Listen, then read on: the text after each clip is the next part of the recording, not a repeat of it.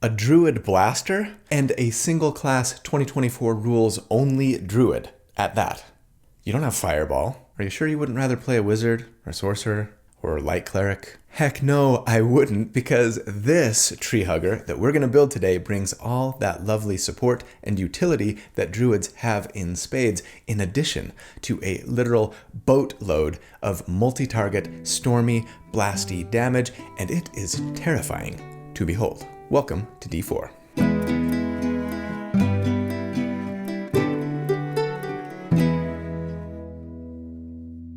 Hey everybody, so here at D4 every week I take a deep dive into character builds for my favorite role-playing games. I like to crunch numbers about them, I like to theorycraft about them, not so that I can tell you the right way or the best way to play a character, but to explore one potential way to build something in the hopes of creating a character that's both really fun but also powerful to play. So if you also enjoy creating characters for your favorite role-playing games, or if you just enjoy theory crafting, or if you're looking for tips or ideas on how to build something that you're thinking about playing, then welcome home. This is where you belong. And I'm really glad you're here. So thanks for watching. My name's Colby. All right, today we are continuing with my single class, no multi-classing 2024 Player's Handbook only build series. And this week, we are going to tackle that nature-loving, wild-shaping, patchouli-sniffing, crazy versatile, and potent spellcaster, the Druid. Do they really love patchouli? I think they probably do. I know I do. Anyways, I've always really loved Druids conceptually. Like, I really want to be a Druid in real life, because I'm kind of a wannabe hippie who loves nature. But when it comes to D&D, for some reason, they tend to be the class that I do the fewest builds for. I'm not 100% sure why, if I'm being honest. I guess it's because my favorite characters to play are either agile strikers or like big beefy tanks, and druids don't easily fit into either of those molds, not that they couldn't. And I've certainly taken a stab at building a druid gish, for example, right up there, that wildfire druid, or a druid tank as well. They can make pretty good tanks, especially with a little multi-classing and some bear forms. But regardless of my own tendencies, I do think that druids are among the more powerful classes in the game. I really do. Their versatility is almost unmatched thanks to their incredible spell list and wild shape, and while sure, they make fantastic support characters, there's so much more that you can do with them, depending on how you build them. So I'm excited to do a single class all the way to 17 build with them today to highlight all of that. As a reminder, before we get started, the priorities that I'm giving myself for these single class builds are as follows. First and foremost, make them a really good, druid above all. What does that mean? What do we generally think druids should excel at? I guess I'd say really strong support and especially healing capabilities, combined with some nice infiltration or get into hard to reach places, utility via wild shape, solid control options, and even exploration and social utility thanks to their spell list. So that's like priority number one here. Make sure that we can be good at those things, right? But then priority number two becomes, yes, damage. Without sacrificing too much in the be good at what a druid should be good at category, how far can we stretch the damage that we're capable of as a full druid? And when you start thinking about druid damage, I think it becomes fairly obvious fairly quickly that they sort of run into the same issue as clerics do when it comes to damage. When I did my straight class cleric build, that Hammer of the Divine War Cleric, a few weeks ago, I tried my best to get them to do single target damage, but their spell list and lack of extra attack makes it really hard to do that. And I think the same is true for druids,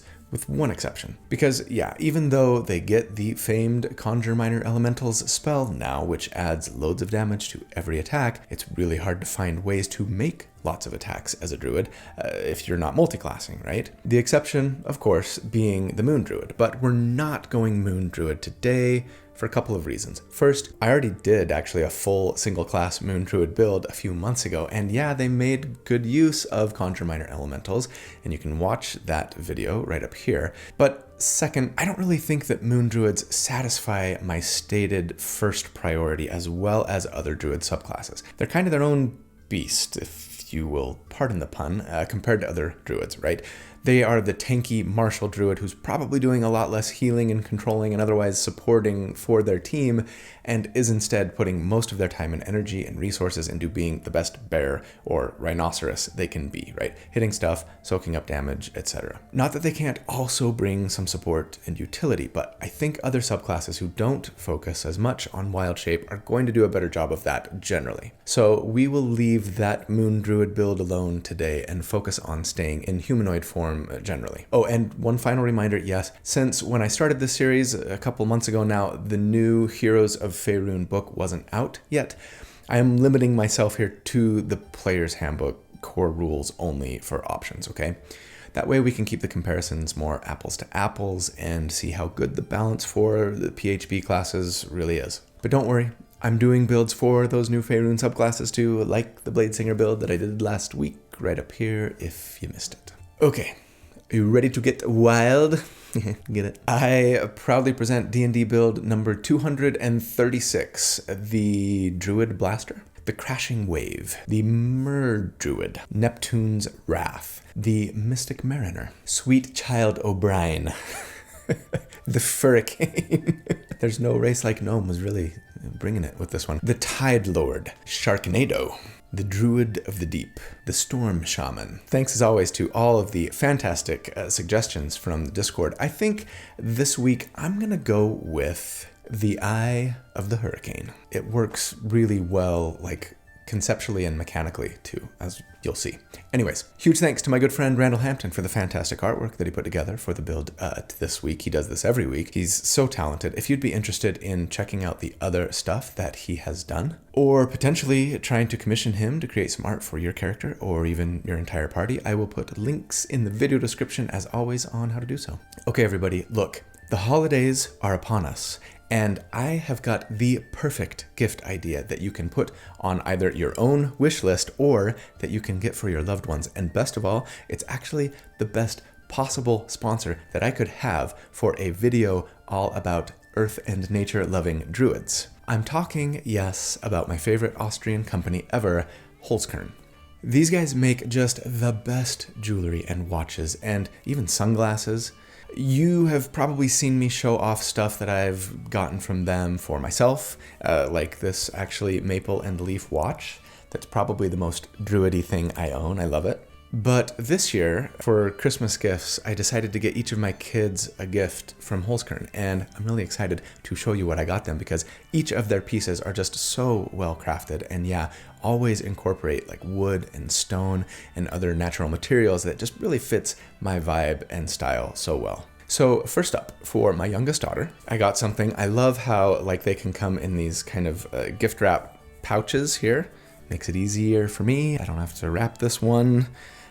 Which I really appreciate. And then these really cool gift boxes too. Lovely wood case here. It's this really awesome like gold and kind of a slate jade pendant. Check that out. So pretty. For my middle child, I got this really awesome like wildflower necklace. It's got like little pressed wildflowers in gold. It's awesome. She's gonna love this. And then for my oldest, my son, Knox, who is also my video editor. So sorry, buddy. It's a little spoiler here. But yeah, Knox has been asking for a watch for quite some time. And he's often wearing mine that I've gotten from Holzkern. So I got him this. Check that out. That is so cool looking. It's got like maple wood worked into it and just some really cool scroll work. I love it. Oh, I did get one little thing for myself too. This awesome like agate and tungsten ring. Oh, check that out. That's awesome looking, right? Okay, so here's the deal. Right now, as of this video release, Holzkern has their biggest sale of the year going on, but it's already almost over. It only lasts until December 1st. But they're giving up to 30% off on their pieces. So I strongly encourage you to go right here holzkern.com/d4. I'll put a link in the video description and the pinned comment as always, but yeah, use that URL because that's both how they know I sent you and how you'll actually be able to take advantage of those crazy savings. Shipping is really fast with Holzkern. I can attest to this. It's 5 to 9 business days, even though it's coming all the way from Austria. And best of all, shipping is free worldwide. They even take care of those pesky custom fees, and that's really incredible. So please do yourself and or your loved ones a favor. Pick out something nice from Holzkern. The quality, the look, and feel of their stuff really is superb. Okay, huge thanks to Holzkern for your support. I really appreciate it. And thanks for making my gift giving really easy this year. All right, let's get back to the build. All right, at level 1 for our starting and only class, yes, of course, we're going Druid, but then for our species, I'm gonna say today we ought to go with ASMR, though it's not a huge deal. Really, any species would work great, but if we're focusing on multi-target damage, like we will be, and also being a solid support character, ASMR gives us a little love on both fronts, so it's pretty nice. Their Healing Hands feature lets us heal with an action and a touch to heal for a number of d4s equal to our proficiency bonus once per day. It's not a huge heal, but it's a nice way to give a little extra heal, especially if you're running low on or wanting to preserve spell slots, yeah? It'll probably be especially useful in the early game, but then we also get the Celestial Revelation feature, which lets us use a bonus action to transform once per day into one of 3 special forms that last for 1 minute. My favorite option for this build would be Inner Radiance, which causes us to light up and then deal radiant damage equal to our proficiency bonus to everyone within 10 feet once per minute at the end of our turn. It's not a huge amount of damage, but that 10-foot radius overlaps nicely with a couple of things that we're actually going to be doing in a 10-foot radius on this build, and kind of really then lends itself, I think, to that idea of being in the center of this storm, right? This eye of the hurricane. The damage is persistent, doesn't allow for a save, so sure, a small bump or two to things that we already want to be doing. Oh, and also, when we're transformed, we can do additional proficiency bonus damage to one single target once per turn whenever we hit them with either an attack or a spell. So yeah, in the end, it's a nice little feature. Worth using, I think. For our background, as always I say, let's go with an old one or a custom one and then make it our own if we can. But if not, both Hermit and Farmer will be good options as they give the ability score increases that we want and one of the origin feats that I'd like to have. As for which origin feat to take, yeah, I can see us going after a bunch actually. Healer fits the character concept and gives another little heal option if we want to conserve spell slots especially. Plus, it lets our heal be a little more potent, allowing us to reroll ones when we roll hit dice to heal with the healer's kit, right? Like we can do with this feat or with spells. But I'd also be happy with Tough to just increase our survivability, or Musician to give our allies heroic inspiration.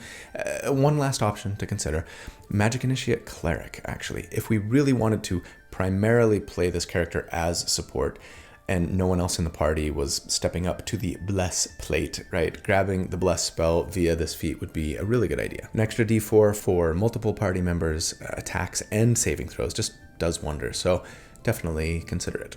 I'll assume that we go with the healer feat, but others would work great. For our ability scores, I'm assuming we go the point buy method as always and say let's start with a 15 wisdom, take a +2 there, a 15 constitution and a +1, and then just a 14 dexterity. For our starting equipment, all we really need is scale mail and a shield. I have no plans for using any weapons at all on the build today, but yes, we will be able to use medium armor because at level 1, druids get to choose a primal order, and we would want to take the warden option, I think, since it gives us proficiency with medium armor and martial weapons too, but yeah, not using those today. We also learn druidic at druid 1, which is the special language of druids that they can, leave messages for each other with sticks and twigs and leaves and whatnot. And then we get druid spells, and the ones that I would most strongly consider would be guidance to add a d4 to ability checks of party members. Very nice. Poison Spray is a solid damage dealing cantrip option, as long as enemies aren't immune to poison, of course.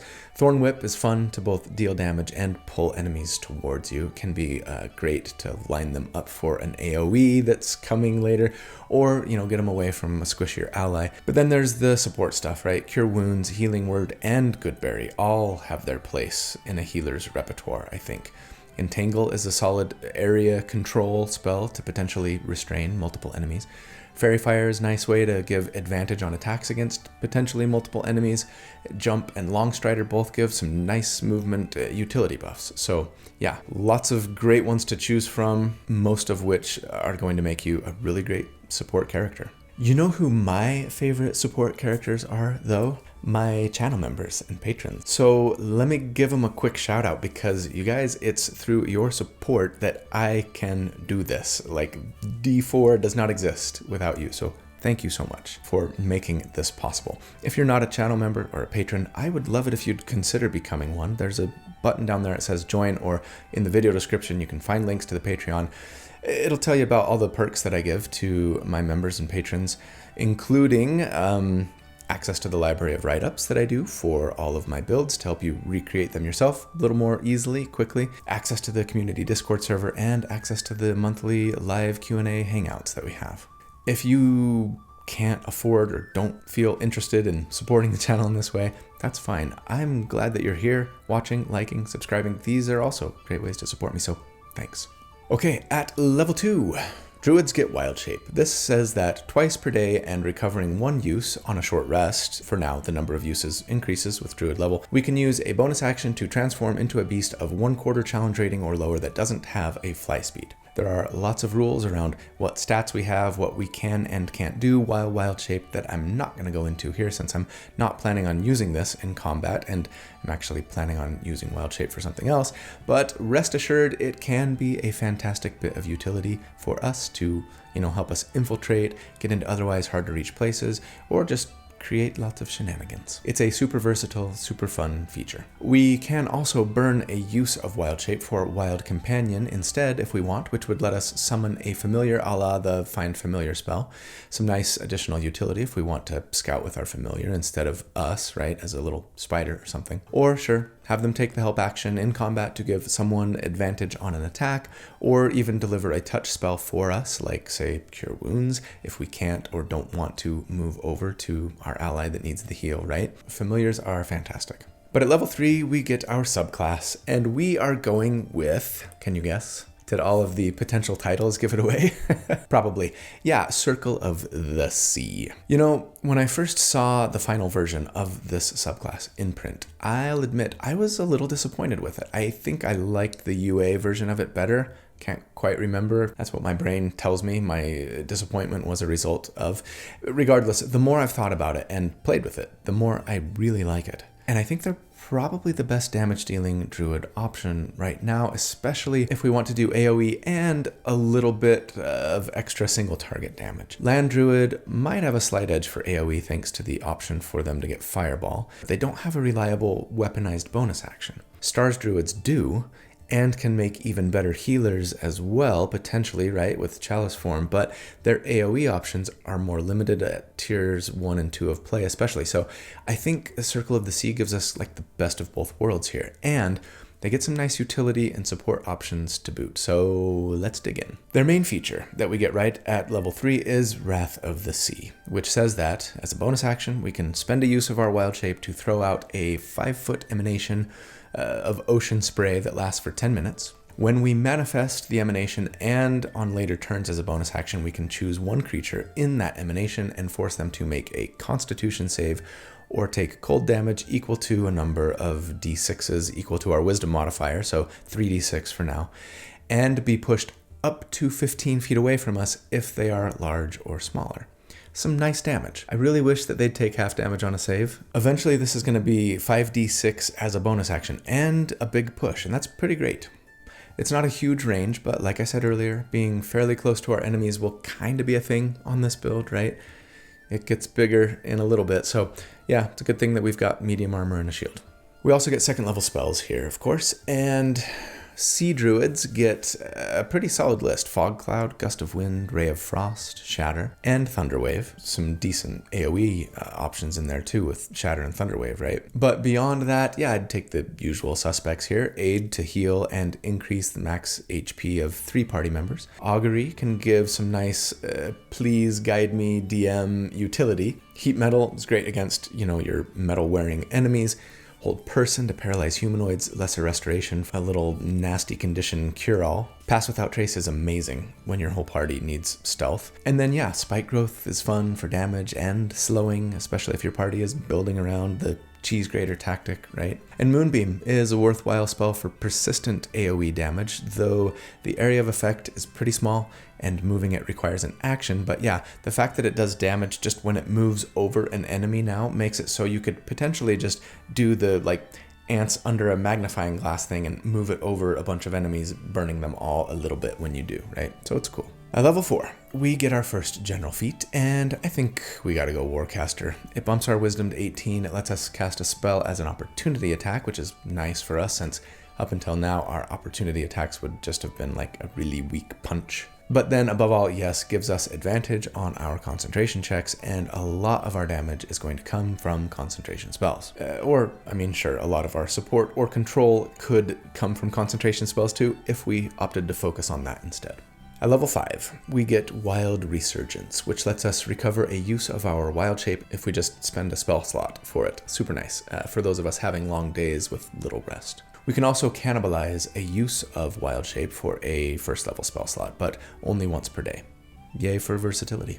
And then we get 3rd level spells, and there are a few to focus on here. So Wild Dispel Magic, Plant Growth, Revivify, and more are worth considering. Let's talk first about one of the best healing and support spells in the game, Aura of Vitality. Requires concentration, yes, but lets you use a bonus action every single turn for a minute to heal 2d6 hit points. That's fantastic, and arguably best used outside of combat to just heal what would be about 70 hit points on average to whoever you want, right? Or split up amongst your party. It's not a bad option to use this in combat, of course, to always make sure that people stay topped off or don't stay unconscious for long. But yeah, even if you're not going to use this in combat, it's great to have. Then there's Conjure Animals. This is a pretty fantastic spell now. Massively overhauled from the 2014 rules when it was kind of broken and overpowered, in my opinion. It now just summons a large pack of spirit animals that gives us advantage on strength saves while we're within 5 feet of it. It's kind of weird, but okay. Then more importantly, it's a persistent damage AoE spell like Moonbeam and others with similar wording, right? But with this one, a creature potentially takes damage from it just for being within 10 feet of the pack. They would make a dexterity save and take 3d10 slashing damage if they failed, but somewhat frustratingly, they don't take half damage on a save here. I think the main reason for that difference when compared with other similar spells is that with Conjure Animals, we can just move it when we move. No action or bonus action required like with Moonbeam, right? And that's pretty awesome. So I think for now, if I were focused on damage, I'd want to concentrate on this over Moonbeam. Moonbeam does damage a little more reliably, since enemies still take half on a save, but since this would let us keep our action free and still potentially damage multiple enemies, I think it's the better option, especially if we have spell slots to burn, right? Because yeah, what would we be doing with our action, you might ask? I'm so glad you did, because Sea Druids get Lightning Bolt for free, and we are a multi-target damage-focused character, potentially, and so to that I say, yay. Lightning Bolt does 8d6 damage to those who get hit by its 5-foot wide, 100-foot long area, right? Half on a dex save, and at this level especially, has a ton of damage. Is it better or worse than Fireball? Probably worse on average. Fireball's got a 20-foot sphere versus, our 5-foot wide line. But then again, lightning is less likely to be resisted than fire.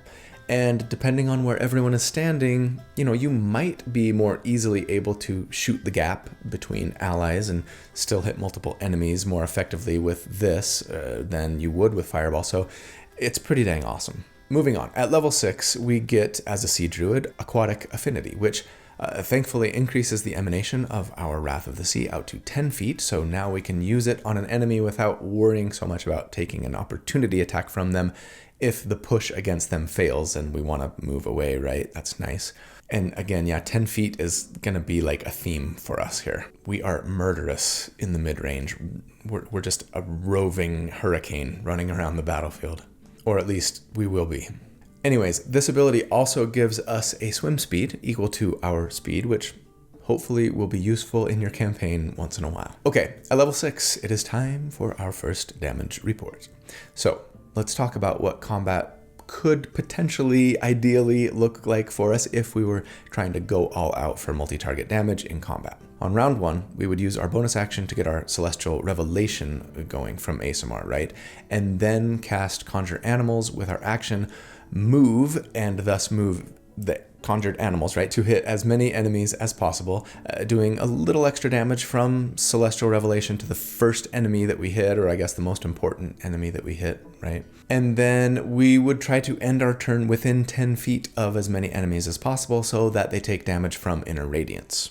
On subsequent rounds, we would use our bonus action to activate Wrath of the Sea, hitting our most important target and then trying to push them, probably to line them up for a big ol' lightning bolt that we could cast with our action. Keep in mind that we can move them up to 15 feet. It doesn't have to be 15 feet. So if we only need to move them 5 or 10 in order to like line up that lightning bolt shot just right, and then again, we would move and move our conjured animals as a result, hitting as many enemies as we could, and then, yeah, again, try to end the turn near enemies to keep hitting them with that Inner Radiance.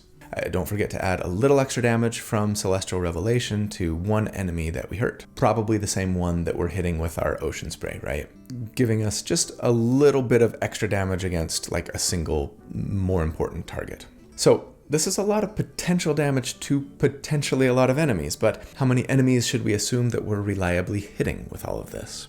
It's hard to say, but I suppose that I'll go with my standard 3.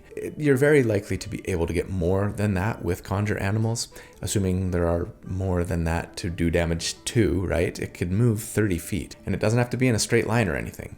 And remember, enemies just have to be within 10 feet of it, so as a large creature, that's like a 6x6 area on a grid that you can potentially affect, right?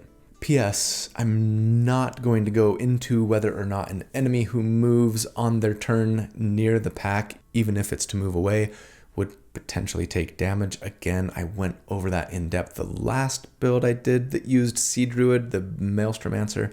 It's an idea that I actually got from Chris, a Treant Monk.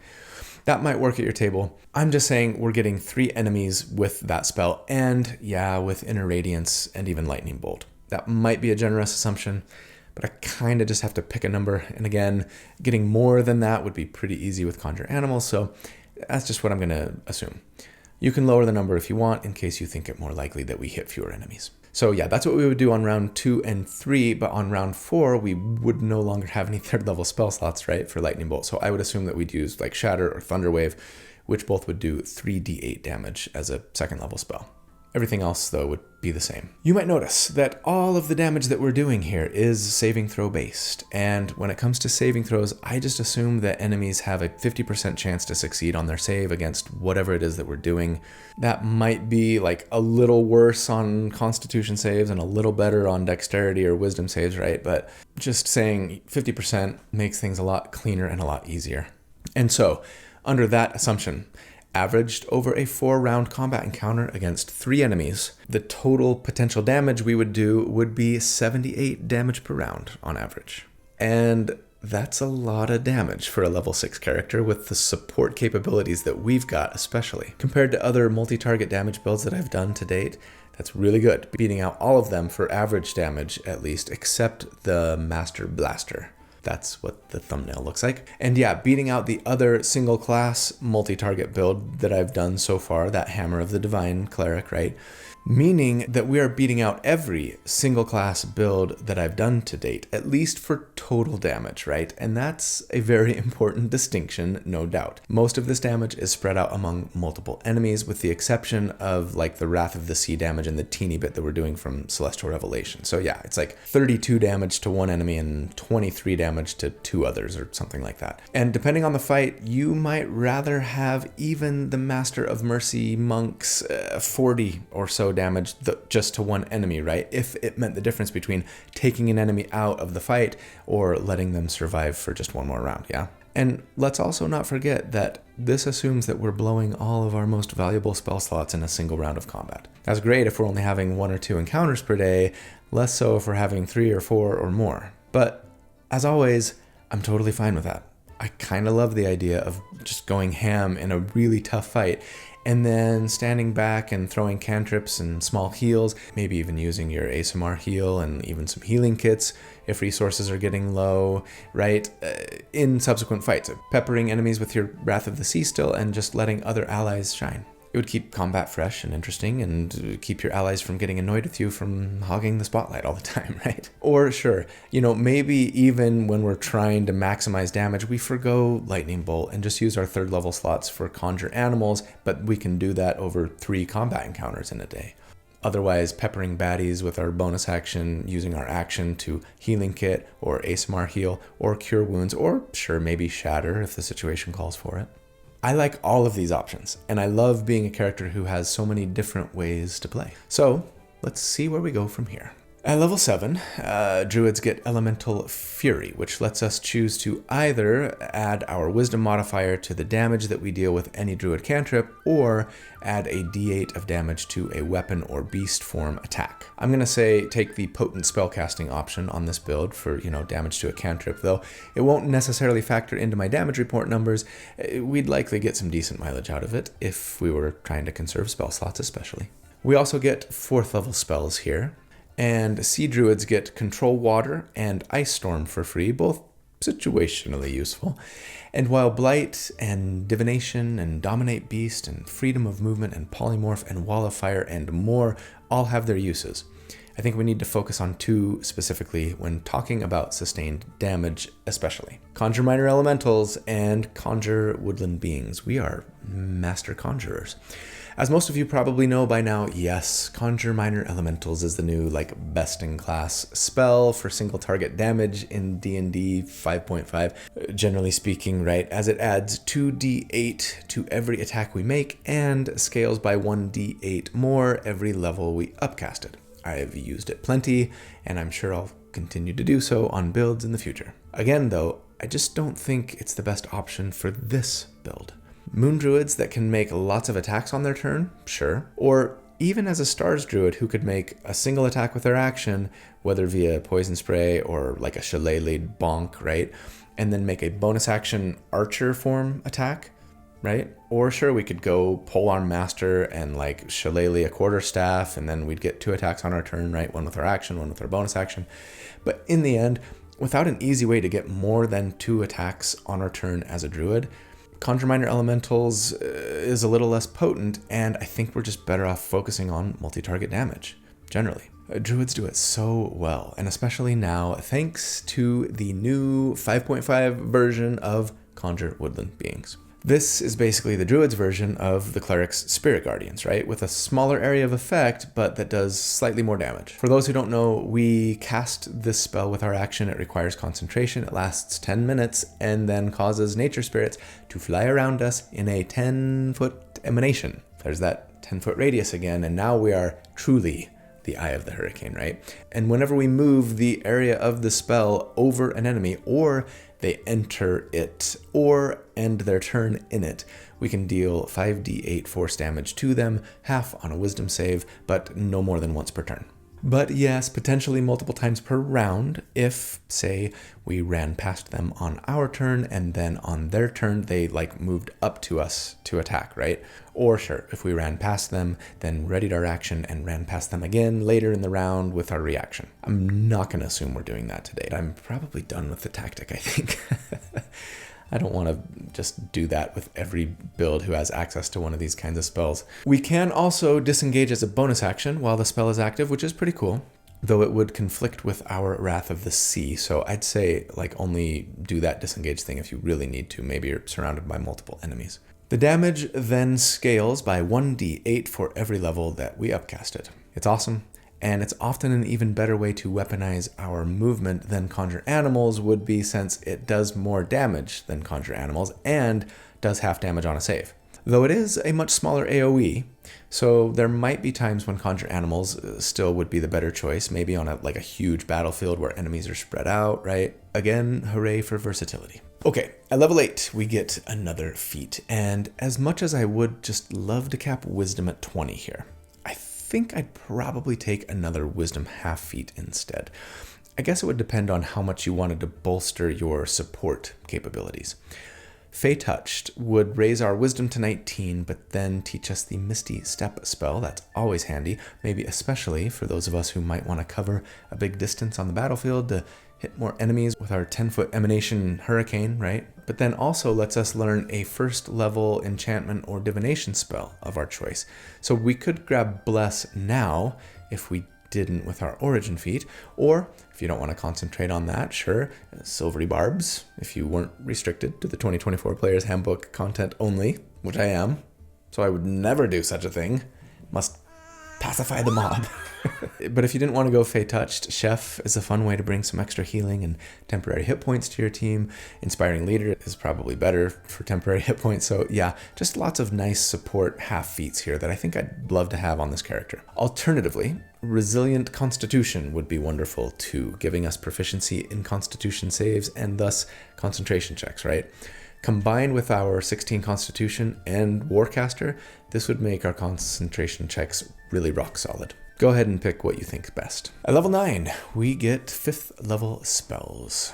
And Sea Druids get Conjure Elemental and Hold Monster for free, both really worth considering using our concentration for, especially Hold Monster, I think. But beyond that, consider Awaken if you can get a friendly Treant to fight for you. Commune with Nature is super thematic and useful in exploration, and it's a ritual, so if you're planning on using your 5th level spell slot to upcast Conjure Woodland Beings, might not be a bad choice. Greater Restoration is also really nice though when you need to cure the nastiest conditions.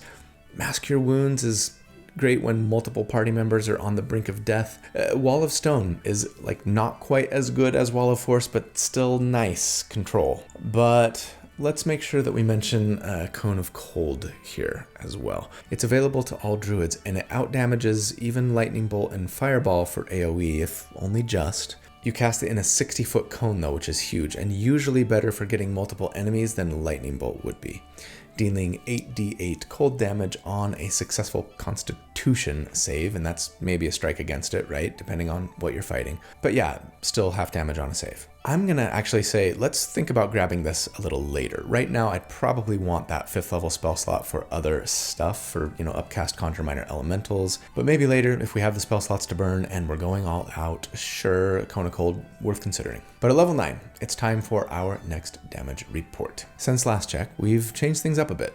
I'm going to assume that we are now casting Conjure Woodland Beings on round 1 instead of Conjure Animals. Upcast at the 5th level, it would deal 6d8 to each enemy. And yeah, I'll still assume 3 per round, though it could easily be more, especially if enemies are either approaching you on their turn or ending their turn near you because they decided to try and finish you off, right? Everything else tactically will remain the same for us, though our ASMR damage has ticked up thanks to a proficiency bonus increase, and sure, we could be blowing 4th level spell slots on rounds 2 through 4 for Lightning Bolt if we really wanted. That's crazy, but it's crazy awesome if you needed it. And hey, it would still leave us with all of our 3rd level spell slots available for our Vitality to bring our slightly annoyed, I thought you were supposed to be playing support allies back to full health after combat was over, right? Or, maybe we could use one for Revivify if need be, because we just are the worst support ever. Okay, anyways, with all of those assumptions averaged over a 4-round combat encounter against a 50% chance to make their saves, we would do 139 damage on average, spread out over 3 enemies, and dang, almost double. since last check, and that's only been 3 levels. That is one potent blaster of a druid we've got here, if we wanted them to be. We are now, at this level, annihilating that Hammer of the Divine build, as well as every other single class build for total damage so far. And we even really closed the gap with the Master Blaster. They're only ahead of us by about like 10%. I like the potential and the continued versatility for support and utility if we needed it. Can we keep it up? Well, at level 10, as a Sea Druid, we get Stormborn, which is pretty awesome. It gives us resistance to cold, lightning, and thunder damage. Not just one of the above, but all of them. And then just straight up lets us fly. Our Wrath of the Sea has to be active for all of this, but yeah, it's pretty much always going to be active, I think, especially now, and especially since we can simply burn a first level spell slot to get a use of Wild Shape back, right? This might be extra nice to just like activate Conjure Woodland Beings and simply fly over the heads of all of our enemies, right? Staying conveniently out of reach, but blasting them all with some nasty nature spirit spite. And flying will also probably let us more easily get into position to blast enemies with a lightning bolt or, yeah, even Cone of Cold. And remember, a 60-foot cone fired from above is a massive area. The cone is a 3D shape, right? Not 2D. So it's not flat. It goes like this and covers if fired from above. Anyways, if we wanted it to be a 60-foot diameter sphere, though, we would need to be 60 feet off the ground when we used it. But still, there's some nice versatility in who we hit with it now, potentially. At level 11, we get 6th level spells, and we probably should take either heal for a massive in combat, oh crap, my friend's about to die, like heal them for 70 hit points with a single spell, right? Or, yeah, Hero's Feast to buff your whole party to the 9s before a big fight that you know is coming, especially if you know that they're going to be trying to make you frightened. I also really love, though, transport via plants. It's just cool and weird and unique.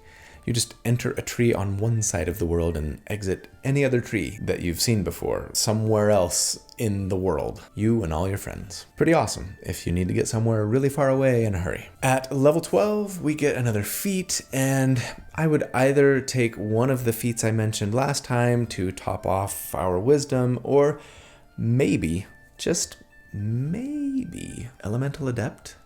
I mean, it's not the greatest feat ever, but if, and this is a big if, we were planning on burning some spell slots for Cone of Cold, I'd at least consider it. Because while we very rarely see immunity to cold damage on monsters, it's actually the damage type that is most frequently resisted when looking at everything in the monster manual anyways. And Elemental Adept would prevent cold resistance from our spells. So depending on how you're playing, on how many combat encounters you're having at your table, etc., it feels super fitting to me thematically to be a bit of a cryomancer as a Wrath of the Sea focused character. And we would also get to treat 1s as 2s if we were rolling for cold damage. It's a teeny little average damage bump. If you'd rather take Inspiring Leader or Resilient Constitution or whatever, that's totally fine.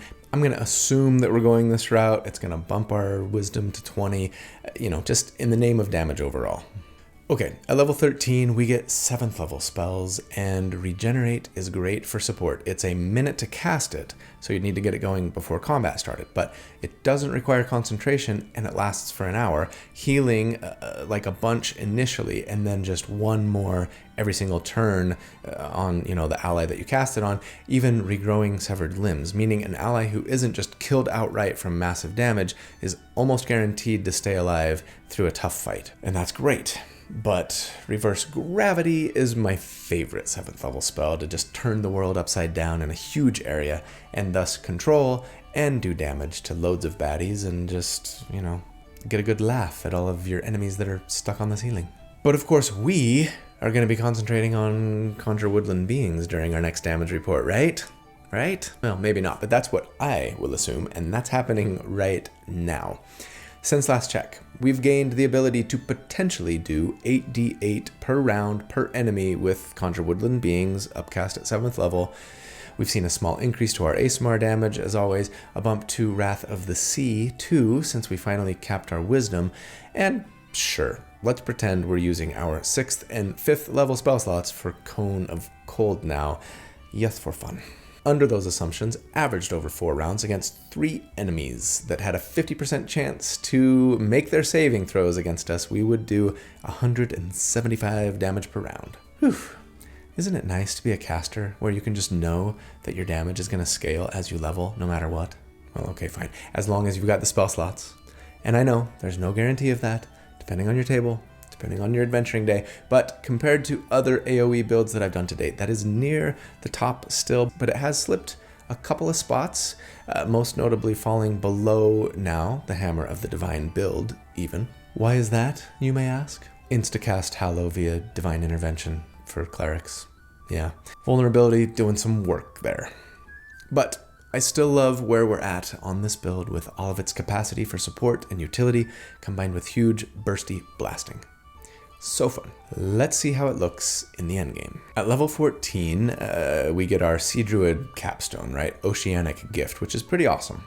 It says that if we want, we can manifest the Wrath of the Sea emanation around an ally instead of us, and that ally gets all of the benefits, including the ability to damage and push an enemy, flight, damage resistance. That's pretty sweet.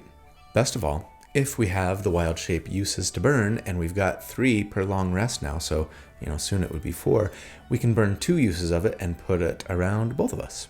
So cool, especially for an ally that isn't otherwise regularly using their bonus action, I think. Or if you're in a fight where enemies are doing a lot of cold or thunder or lightning damage. Or if they really need to fly. Anyways, at level 15, we get Improved Elemental Fury, which, assuming that we took the potent spellcasting option last time, says that our druid cantrips with a range of 10 feet or greater now have a range of 300. Yeah, 300 feet. That's pretty awesome. I'm not exactly sure how often it would actually come up in game, but it would be pretty fun to snipe someone from really far away with this. Set up on a hill and just hit them with Ray of Frost over and over, right? Slowing them by 10 feet too, so they could pretty much never get to you. I mean, heck, we've got flight now, so we wouldn't even need the hill, right? Anyways, it's fun. We also get 8th level spells here, and there are just a ton that I would love to have, as always. With Druid, I feel like especially maybe more than other classes. Animal shapes to basically give your entire party wild shape, that's fun. Earthquake is a great massive damage dealing and snare inducing spell. Incendiary Cloud is worth a look, I think. It does slightly more persistent AoE damage than Conjure Woodland Beings would at this level, though it feels less reliable in that we can only move it 10 feet away from us, right? And it just seems like once enemies step out of it, it's going to be hard to get it back over them. That said, it is a decent 20-foot radius sphere, and it heavily obscures the area too, which might be useful sometimes. Could be worth holding on to, but I mean, we want Tsunami, surely, right? It's an awesome damage dealing, like map clearing, 300-foot high, 300-foot long, 50-foot thick wall of water that's just perfectly on point for a Wrath of the Sea, Eye of the Hurricane character like ourselves, and is just going to wash the battlefield clean of all enemies. At level 16, we get another feat, and I'm going to say, assuming that we haven't taken it yet, Resilient Constitution here for sure. Especially since at this level, enemies are hitting really hard, and advantage on concentration checks probably hasn't been enough to keep us from dropping concentration sometimes. This won't guarantee it either, but it'll sure help. And then finally for us at level 17, we get 9th level spells, and I mean, there's really only one option for druids, right? Shape change. It's just so dang good and better than ever in 2024. We can basically turn into any CR 17 now or lower creature that we've seen other than constructs or undead.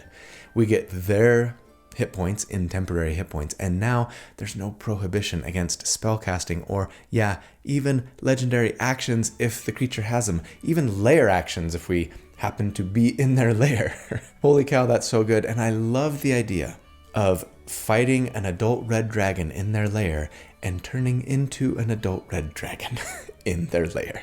But that is the thing, right? You have to have seen the creature before. And I mean, it's really hard for me to use this spell when crunching numbers because I have no idea what you may or may not have seen during your campaign. If you've seen an adult red or gold dragon, or sure, any other adult dragon for that matter would be great, or a Sphinx of Valor or a purple worm, I mean, so many fun and awesome options that are really powerful. But I'm just gonna say, Do this. Transform into the most powerful creature that you can once per day and enjoy your awesome, majestic power. Alternatively, you could consider Storm of Vengeance. Sure, it's more on point thematically and is a pretty cool, massive area, 1 mile away, 300-foot radius storm that rains acid and lightning and hail and freezes with gusts of wind. I mean, yeah, it's way more on point thematically, but I mean, big, huge monster. Big monster! Anyways, have fun with it, but you'd be crazy for not taking shape change. Unless you're fighting in just like an undead and construct only campaign, I suppose. At level 17, it is time for our final damage report, and sure, I'll assume that we're using our 9th level spell slot to upcast Conjure Woodland Beings, but surely you're using it to shape change into something awesome, and it's going to be way better than an upcast Conjure Woodland Being. So the numbers I'm about to show are sandbagging things for sure. Use Conjure Woodland Beings as an 8th level spell slot on your less difficult combat encounter, right? Anyways, we could also, though, be throwing down Cone of Cold at the 8th, then 7th, then 6th level if we were to be so foolish, and then we even, saw another bump to our ASMR damage, but also, yes, have gained some nice utility, support, and defensive options along the way to boot. But sticking with the same tactics just because it's impossible for me to use shape change in a fight and know what I could reliably count on you doing. Over 4 rounds against 3 enemies with a 50% chance to save, we would do 212 damage per round on average. Which actually, though we broke the 200 mark, is like the smallest increase we've seen from a percentage standpoint throughout the build from damage report to damage report, right? And compared to other multi-target damage dealers, it's in the same place as last time, in the upper half at this level, and beating out all single class builds for total damage, except the Hammer of the Divine, as their god is letting them cheat. But it's still a ton of blasty damage, and I love it. And if we were an adult red dragon, we would blow away that Hammer of the Divine anyway. So let's break it all down with some final thoughts. The tier score for this build, if we take the damage that they do at each of the damage reports and just average it into one number, we end up with a 151, which puts us near the top of all multi-target damage dealers and above all single class builds except that Hammer of the Divine for total damage, at least. And to be fair, if I weighed earlier levels as being like worth more, since those are the levels that most of us most often play at, right? Then this build would be the new damage leader for single class builds.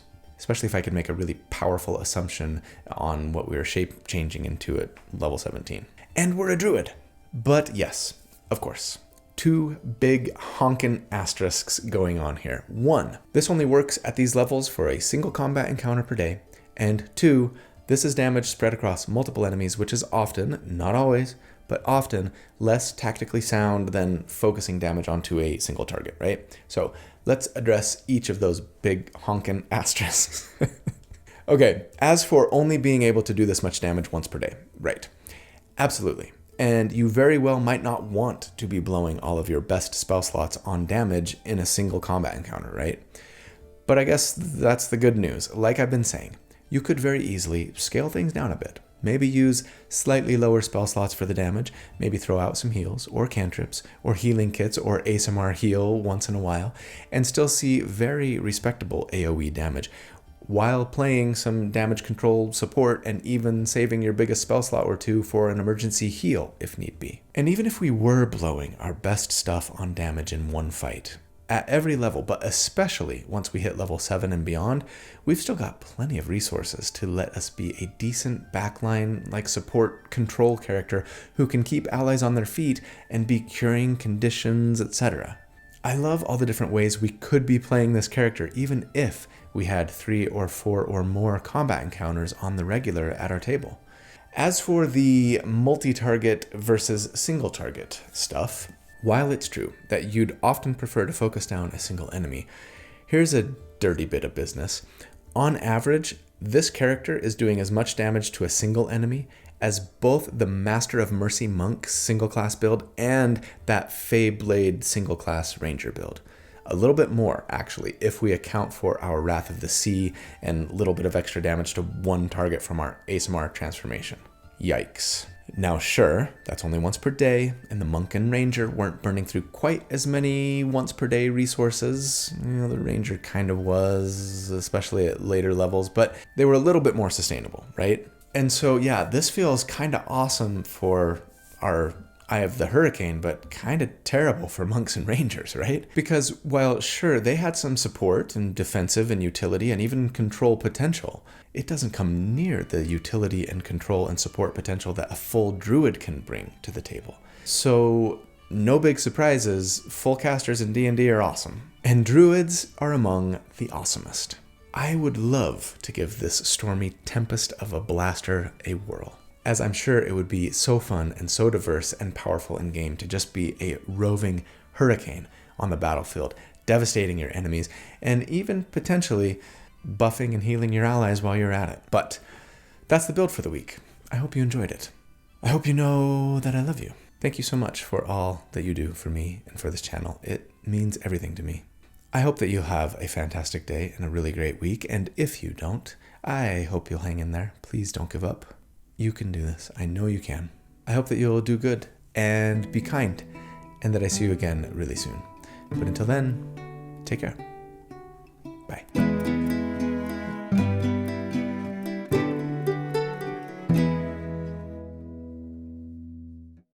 Tell the truth, explain to me how you've got this need for speed. She laughed and said it might just be the next best thing to love. She wants to run away, but there's nowhere that she can go. Nowhere the pain won't come again. But she can hide in the pouring rain. She rides the eye of a hurricane. That might be the first time that a song has informed the title of the build, actually. I was singing that song just recently and thought, oh shoot, that's the name of the video, right? So yeah, that worked out well. There's a little David Wilcox for you on your Tuesday morning or whenever you happen to be watching this. If you like, melodious, pensive singer-songwriter types, you might occasionally get a little self-indulgent. David Wilcox is your man. And I mean, let's be honest, what artist doesn't get a little self-indulgent once in a while, at least, right? Did all of the verse... Siri, I told you to put yourself in airplane mode. Why are you buzzing at me? Why is Nox sending me 12 messages? Some to hit as many animals as possible. Enemies. A creature potentially takes damage... Again, honkin'. I haven't used that as a descriptor for a really long time. That might, that's beating out all of them. But still, there's some nice fertility. But still, there's okay. Especially if I could make an assumption. Especially if I could make a really